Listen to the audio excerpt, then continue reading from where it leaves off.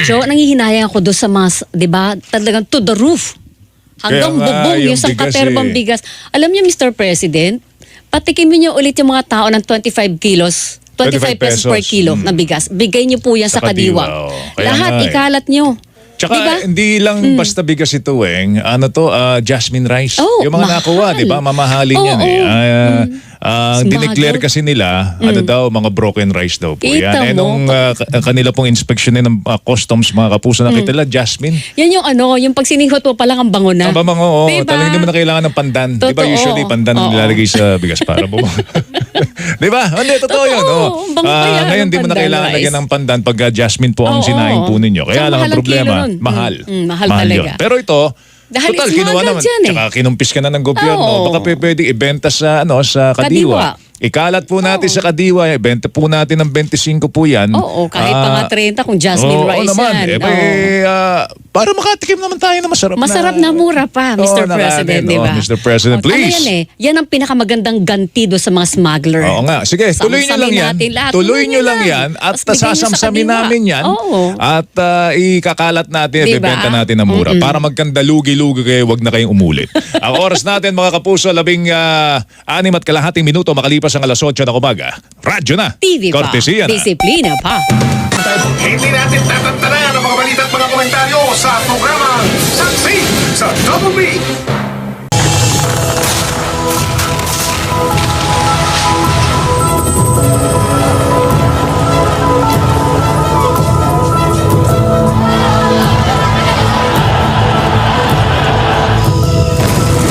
Kasabay ng mabilis na pagbabago ng mundo at pagdami ng malalaking hamong ating hinaharap, buong puso nating niyayakap ang mas malaking misyon at mas malawak na paglilingkod bilang News Authority ng Filipino. Ang GMA Integrated News, binubuo na higit sa 1,000 journalists, staff at crew Na hindi matitinag sa paghahatid ng bawat balitang mahalaga sa mga Pilipino sa loob at labas ng bansa. Hatid natin ang mga nangunguna at pinakapinagkakatiwalaang news programs on Philippine TV. Mula umaga hanggang gabi, ang ating pagbabantay para makarating sa ating mga kababayan ang impormasyong gagabay sa ating pang-araw-araw na buhay. Hatid din ang GMA Integrated News ang pinakamaraming regional newscasts in local languages. Kaya tiyak na maaabot ng ating pagbabalita ang lahat ng panig ng bansa. Ang ating super radyo nationwide, sinisiguradong una tayo sa paghatid ng headlines, breaking news at mga special coverage. We've got everything covered online at tinitiyak naming napapanahon, malinaw at totoo ang balitang inyong mapapanood at mababasa anumang oras. Ang News Authority ng Filipino. Mas pinalakas at pinalawak pa. Ang paglilingkod sa bayan. Buong buo ang puwersa. Sa pagbabantay at pagbabalita. Hindi matitinag. Sa anumang hamon ng panahon.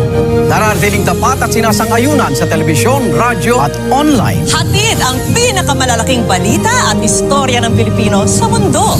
Mas malaking misyon, mas malawak na paglilingkod sa bayan. Karangalan po naming lahat na maging bahagi ng pinakamalaki at pinakapinagkakatiwalaang news organization sa bansa. Ito ang GMA Integrated News. Ang News Authority ng Filipino.